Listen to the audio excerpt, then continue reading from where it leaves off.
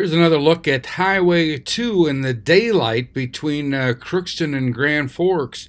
Travel advice for the day is stay home, especially if you're planning any trips out of town. Many areas already 6 inches of snow or more, and the National Weather Service in Grand Forks is forecasting winds of 50 miles per hour or more later on this Sunday. That would quickly reduce visibility to nothing.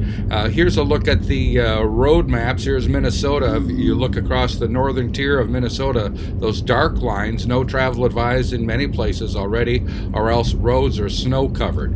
In northeastern North Dakota, it's much the same thing. Roads all over northeast North Dakota are snow covered.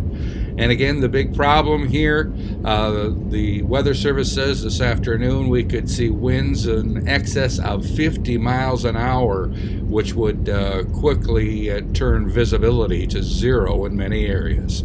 I'm Neil Carlson reporting for iNewZ.TV.